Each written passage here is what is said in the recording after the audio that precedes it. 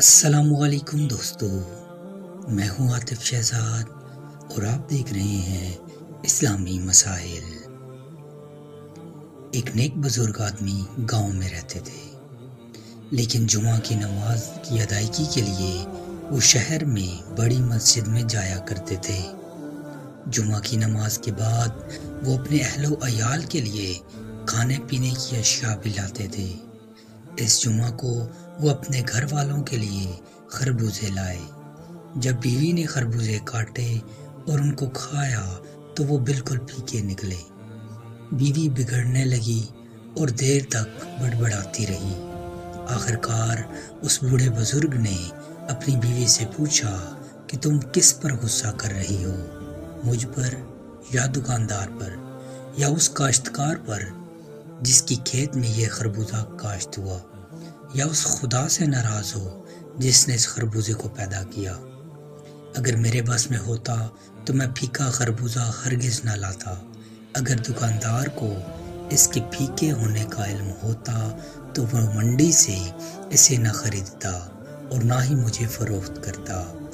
اگر کسان کو اختیار ہوتا تو کبھی بھی پھیکا خربوزہ اپنے کھیت میں اگانے پر تیار نہ ہوتا۔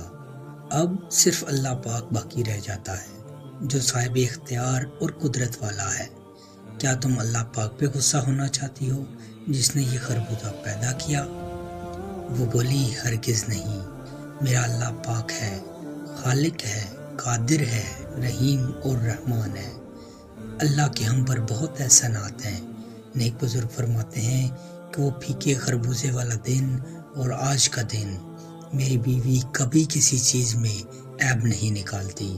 وہ ہر حال میں خوش رہتی ہے اور ہر چیز کھانے پہ اللہ کا شکر ادا کرتی ہے۔ مجھے تو یوں لگتا ہے جیسے پھیکے خربوزے نے میری بیوی کی زبان کو تالا لگا دیا ہے۔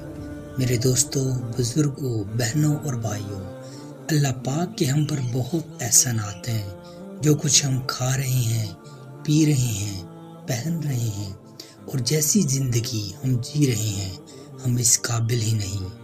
ہم اللہ کے مجرم ہیں، گنہگار ہیں۔ اللہ پاک چاہے تو ہمیں ان چیزوں سے محروم بھی کر سکتا ہے کیونکہ وہ قادر ہے۔ اللہ پاک نے جو کچھ ہمیں دیا اور جن چیزوں سے نوازا، ہمیں ہر حال میں اللہ کا شکر ادا کرنا چاہیے۔ امید کرتا ہوں آپ کو آج کی ویڈیو پسند آئی ہوگی۔ مزید ایسی ویڈیوز دیکھنے کے لیے چینل کو سبسکرائب کر لیں اور کمنٹس میں اللہ تعالیٰ کا شکر لازمی ادا کیجیے۔ جزاک اللہ خیرہ۔